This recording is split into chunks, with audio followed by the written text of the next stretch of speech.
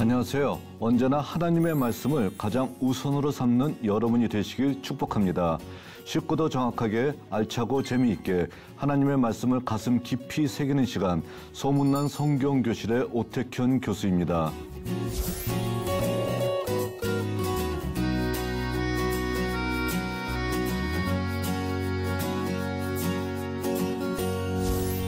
지난 시간에 나눈 내용 기억하시나요? 지난 시간에는 페르시아 시대와 그 대응에 대해서 살펴보았습니다. 오늘 나눌 내용은 성전 건축 학개 스가랴 선지자에 대해서 살펴보도록 하겠습니다.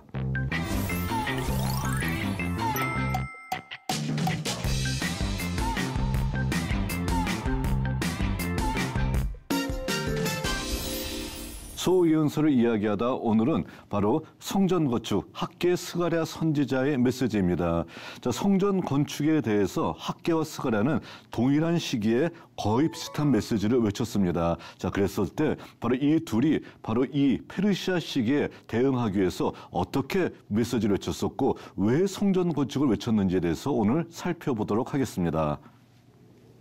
자, 학개 스가랴에 대해서 저희들이 일단 이들이 언제 어디서 메시지를 외쳤는가라는 거 굉장히 중요하죠. 자, 그랬을 때 이들은요 정확하게 그 활동 시기가 나타나고 있습니다. 제2성전 건축하는 시기. 그랬을 때 이들은 정확하게 자기가 예언 활동을 시작했던 연도를 얘기하고 있습니다. 언제로 얘기하고 있냐면은 바로 다리오 왕 2년 때라고 얘기합니다. 그때가 정확하게 언제냐면요 주전 520년이에요. 그리고 5년 정도 성전 건축을 한 다음에 515년, 주전 515년에 제2성전이 건축이 완성되게 됩니다. 바로 이 당시에 성전 건축을 독려하면서 하나님의 말씀을 외쳤던 선지자가 바로 학개 스가랴라고 얘기할 수 있고요. 성전이 예루살렘에서 지어지니까 당연히 그들이 활동했던 장소도 어디일까요? 예루살렘이라 할 수 있겠죠. 자, 그리고 이들이 왜 성전 건축을 강조했냐는 거예요. 그 이유는 바로 다른 어떤 것보다 종교 공동체가 가장 중요한 때입니다.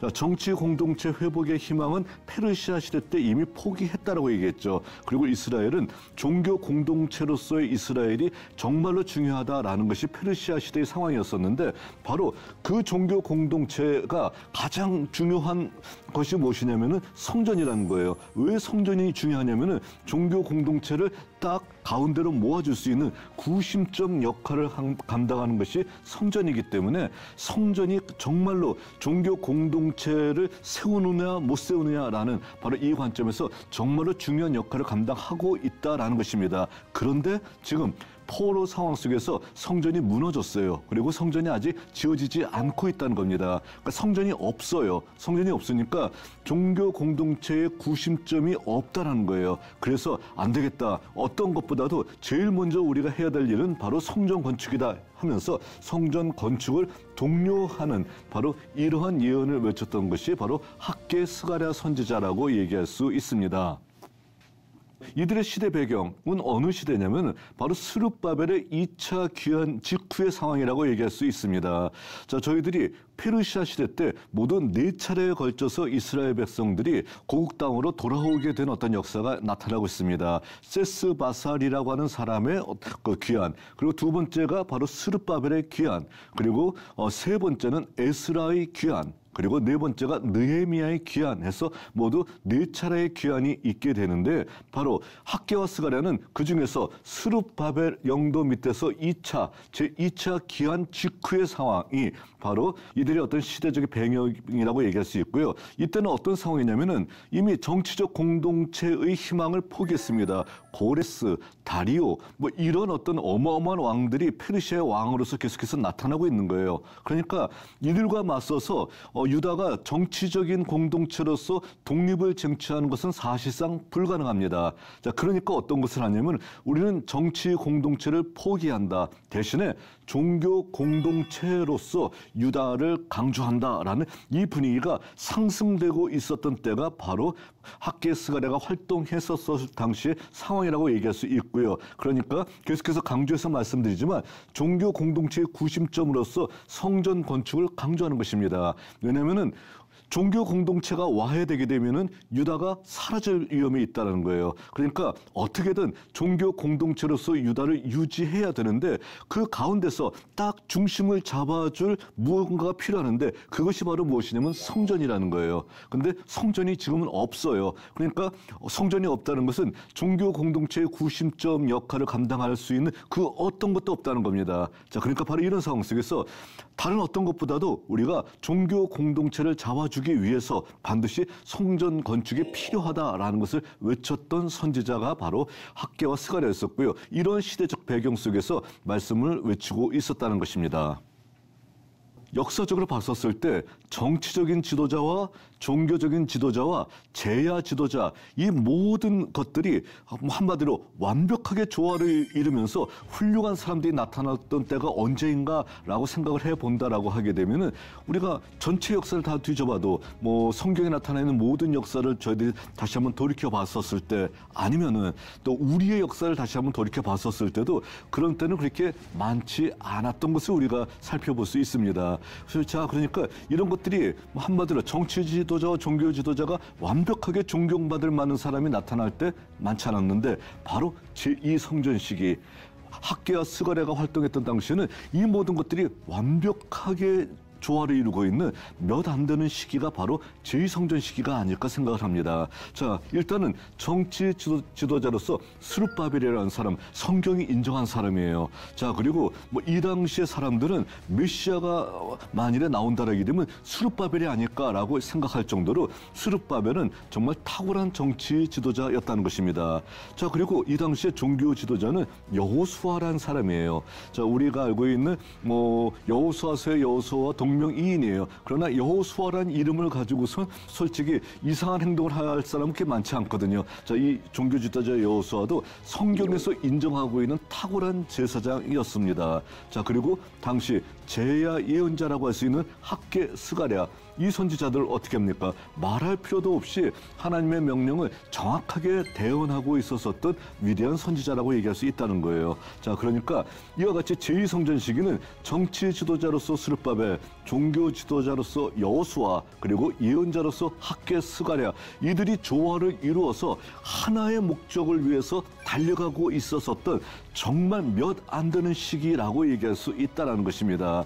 자, 그러니까 바로 이 시대에 어떻게 될까요? 모든 그 제2성전을 만들고 또한 거기서 예배를 온전하게 집례하는 이 일들이 가능했었을까요? 당연히 이런 위대한 사람들이 등장하고 있었으니까 가능했었다라는 것입니다. 자, 그러니까 어떤 면에서 보게 되면은 이 시대가 굉장히 부럽기도 합니다. 우리 시대에도 자, 이 셋 중에서 한 사람만이라도 제대로 된 사람이 나온다라게 되면은 우리 시대가 이런 모습은 보이지 않지 않을까라는 생각을 우리가 하게 되면서 좀 이 제2성전 시기를 정말 부러운 시선으로 우리가 바라볼 수밖에 없을 것 같습니다.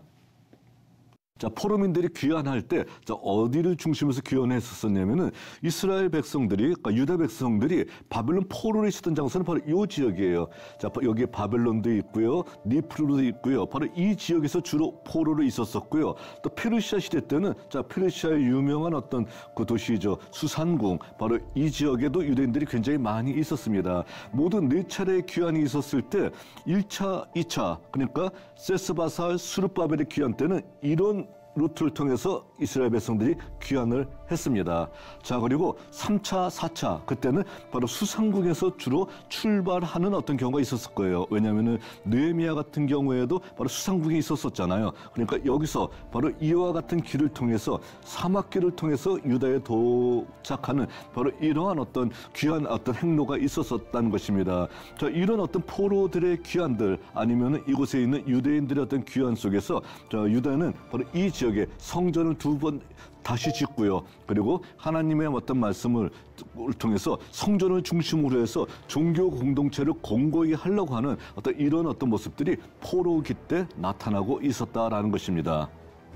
자, 그 와중에서 이제 학개가 등장합니다. 학개는 자기의 어떤 연대를 정확하게 표시하고 있습니다. 나는 이때 활동했어 라고 얘기하면서 그의 정보를 우리들에게 정말 충분하게 알려준 선지자라고 얘기할 수 있습니다. 자, 다리오 왕 제2년 자, 이 내용에서 이미 학계가 활동했던 연대를 정확하게 우리가 알 수 있습니다. 다리오 왕이 522년에 왕이 됐거든요. 그러니까 대개 2년이라고 하기도 언제가 될까요? 520년 경이라고 볼 수가 있습니다. 자, 그때 여섯째 달 곧 그 달 초하루에 여호와의 말씀이 선지자 학계에게 나타났다라고 얘기하고 있고요. 이때는 유다의 총독 스룹바벨과 여호사닥의 아들 대제사장 여호수아에게도 이 말씀이 임했다고 나와 있죠. 정치 지도자 스룹바벨 그리고 또 종교 지도자 여호수아, 정말 이렇게 훌륭한 사람들과 함께 학계 스스로가 활동했다라는 것을 보여주고 있습니다.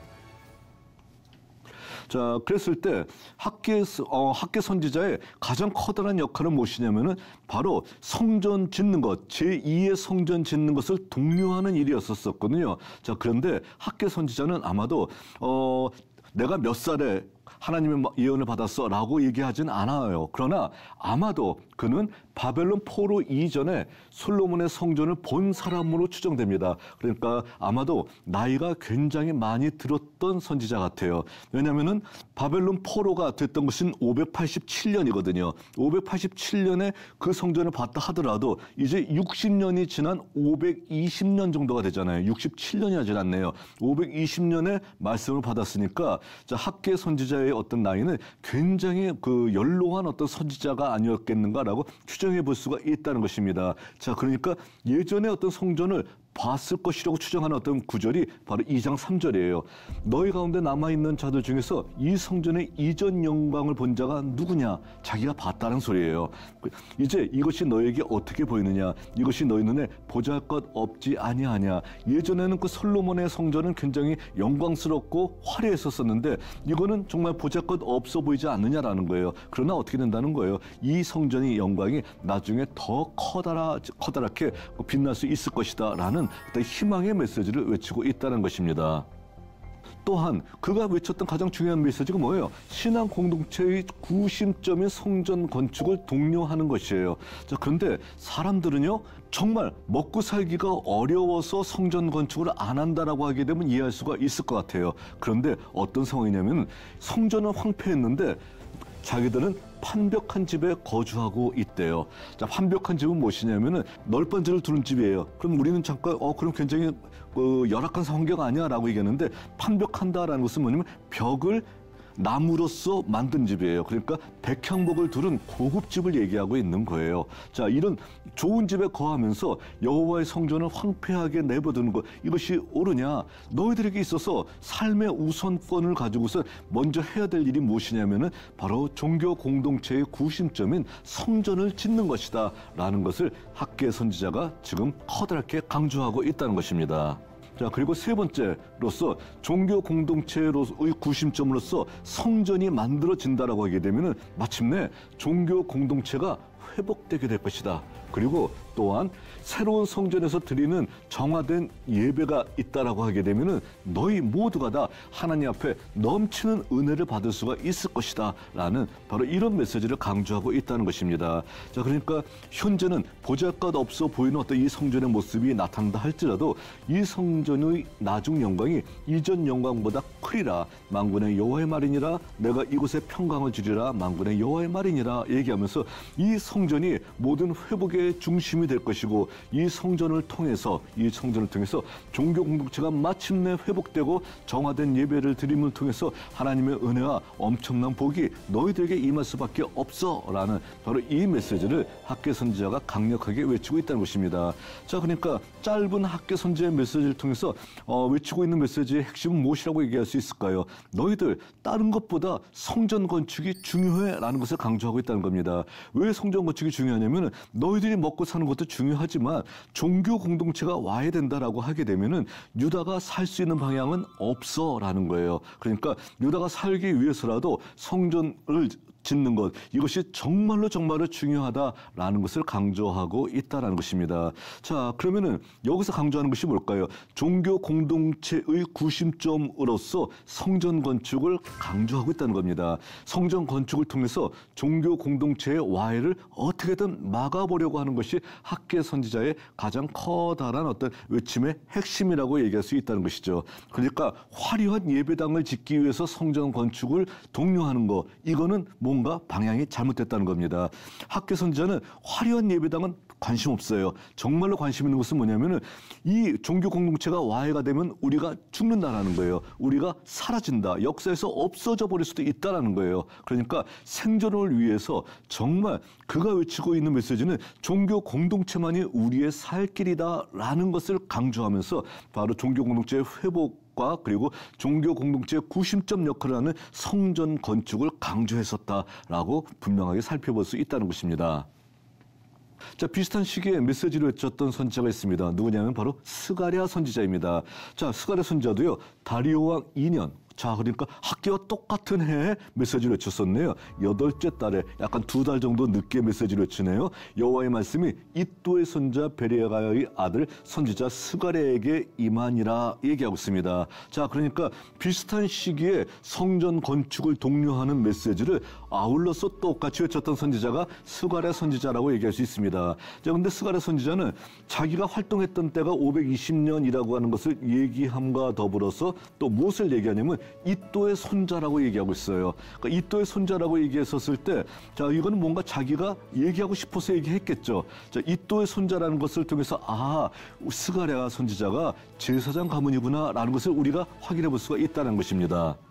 자, 어떻게 알 수 있냐면은 느헤미야서 12장 16절을 살펴봤더니 이도 족속에는 스가랴요. 자, 이게 어떤 명단이냐면은 느헤미야 같은 경우 또 에스라 같은 경우에는 자, 여러 어떤 그 족보들과 아니면 여러 명단들이 자주 나오고 있잖아요.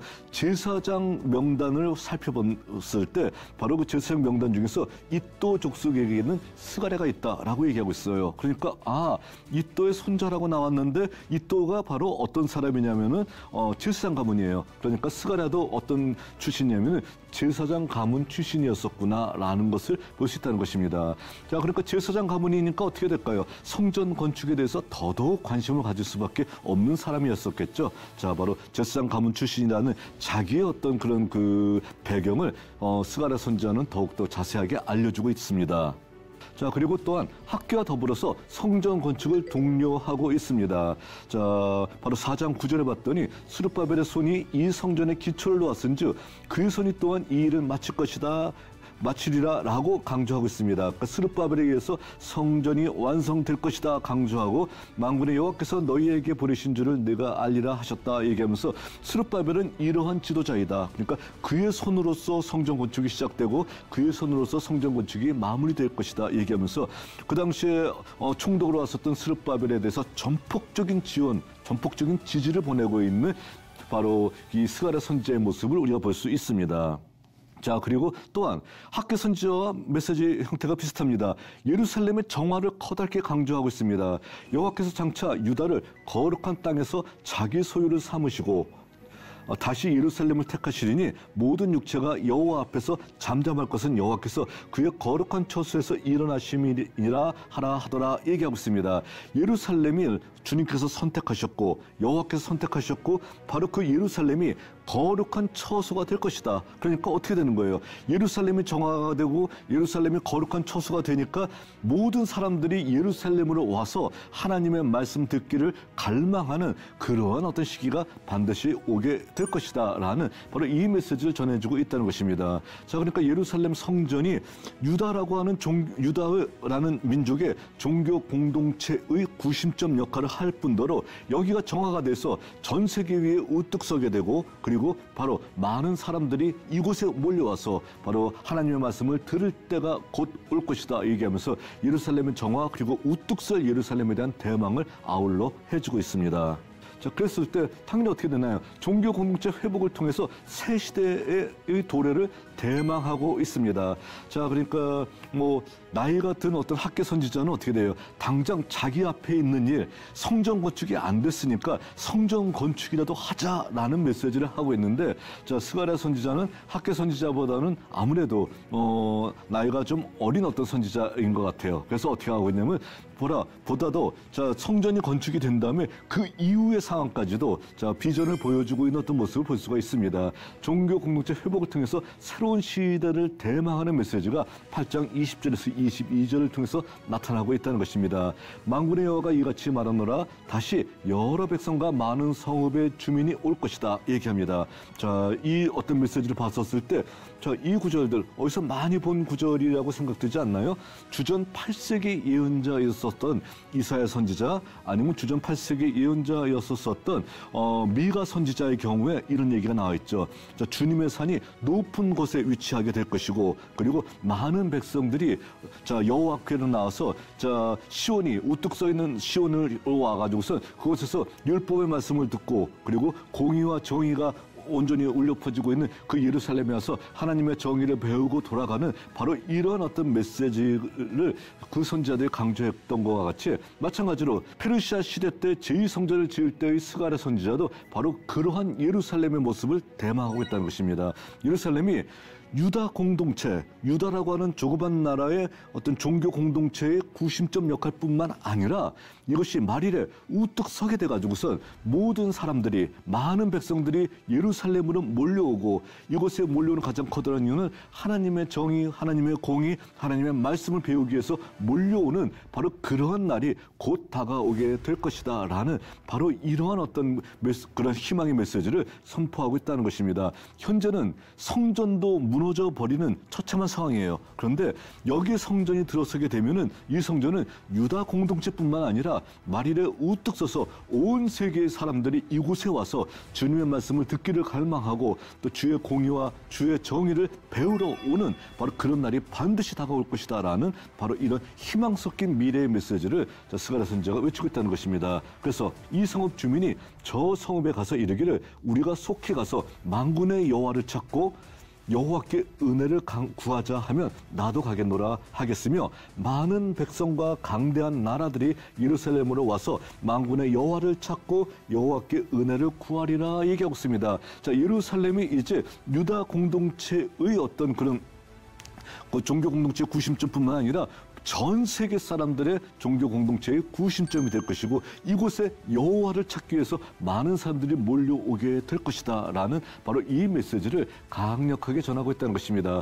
그러니까 뭘 얘기하는 걸까요? 종교 공동체 회복을 통해서 새로운 시대의 도래를 대망하고 있다는 겁니다. 그러니까 한 걸음 더 나아가서 성전을 짓는 것뿐만 아니라 이 성전은 새로운 시대 모든 백성들의 가장 중심에 서 있는 하나님의 말씀의 중심 도시가 될 것이다. 전 세계 위에 우뚝 설 도시가 될 것이다. 라는 바로 이런 희망의 메시지를 당시 백성들에게 외쳤던 것이 스가랴 선지자의 메시지라고 얘기할 수 있습니다. 그랬을 때 결론입니다. 학계 스가랴 선지자 모두 어떤 것을 얘기하고 있냐면 페르시아 시대의 위기와 그 역사에 대응하고 있는 선지자였었다는 겁니다. 페르시아 시대 때 위기는 무엇의 위기라고 할 수 있나요? 종교 공동체마저도 사라져버리게 되면 정치 공동체로서 유다 백성들이 다시 한번 회복할 가능성은 전혀 없는 상황이에요. 이런 상황 속에서 종교 공동체마저 와해가 되어버린다라고 하게 되면 유다는 민족에서 사라져버리는 그런 위기 상황에 처해 있는 것, 이것이 바로 페르시아의 시대의 상황이라고 얘기할 수 있다는 것입니다.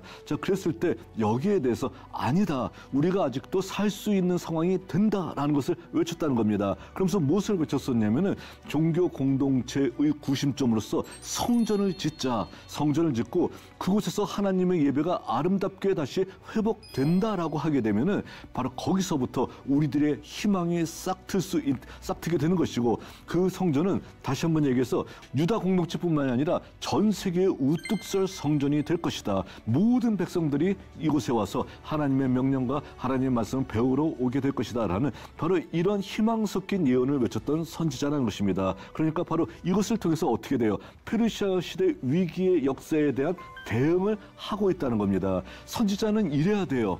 위기의 역사가 닥쳐온다라고 하게 되면 거기에 대해서 대응을 할 수 있는 것이 하나님의 선지자라고 얘기할 수 있다는 것입니다. 하나님의 선지자는 하나님의 말씀을 대언하고 있는 사람이잖아요. 그러니까 하나님의 말씀을 대언한다라고 하게 되면 어떠한 위기가 역사에 닥쳐온다 할지라도 그 역사의 위기를 이길 수 있는 힘을 하나님의 말씀을 통해서 전달해주고 있다는 것, 이것이 바로 하나님의 선지자의 가장 커다란 핵심이라고 얘기할 수 있습니다. 우리 시대에도 바로 이와 같은 학개와 스가랴와 같이 하나님 말씀을 정확하게 전달해주는 어떤 예언자가 너무도 필요하지 않을까라고 생각을 해보게 됩니다. 자, 그래서 학개와 스가랴 선지자는 성전 건축을 통한 종교 공동체 구심점 확보를 위해서 노력했다는 겁니다. 성전이 있어야 된다는 거예요. 있어야지만 종교 공동체가 구심점을 정확하게 마련하고 그리고 우뚝 설 수 있게 된다는 겁니다. 자, 그러니까 바로 종교 공동체 구심점 확보를 위해서 노력하고 있었던 모습이 바로 학개 스가랴의 모습이었었다라고 얘기할 수 있습니다. 자, 그리고 여기서 끝나는 것이 아니라 성전의 정화와 종교 공동체 회복을 통하여 새로운 시대를 갈망합니다. 여호와의 성전이 온 세계 위에 반드시 우뚝 서게 될 것이다. 모두가 성전으로 나와서 하나님의 말씀을 갈망하며 하나님의 말씀을 듣게 될 것이다. 라는 것, 이것을 외쳤던 선지자가 바로 학개 스가랴 선지자라고 얘기할 수 있습니다. 자, 이러한 멋진 선지자가 있었었고요. 또 이러한 멋진 여호수아라는 제사장이 있었었고요. 또 스룹바벨이라는 멋진 정치 지도자가 있었었던 제2성전 시기 어떻게 됐을까요? 바로 이 모든 것들이 이들이 원하는 대로 정말 시대가 아름답게 모든 어떤 위기를 극복하고 우뚝 서는 시대가 될 수 있었다라는 것입니다. 우리 시대도 바로 이와 같이 모든 위기를 극복할 수 있는 시기가 될 수 있기를 다시 한번 갈망해 봅니다. 자, 오늘은 여기까지 하겠습니다. 여러분, 유익한 시간이 되셨나요? 오늘 수업은 유튜브를 통해 다시 보실 수 있습니다. 언제나 말씀의 다스림을 받는 여러분이 되시기를 바랍니다. 다음 시간은 요엘과 여호와의 날이란 말씀으로써 저희들이 함께 은혜를 나누고자 합니다. 오늘도 승리하는 하루가 되시길 바랍니다. 다음 시간에 뵙겠습니다. 감사합니다.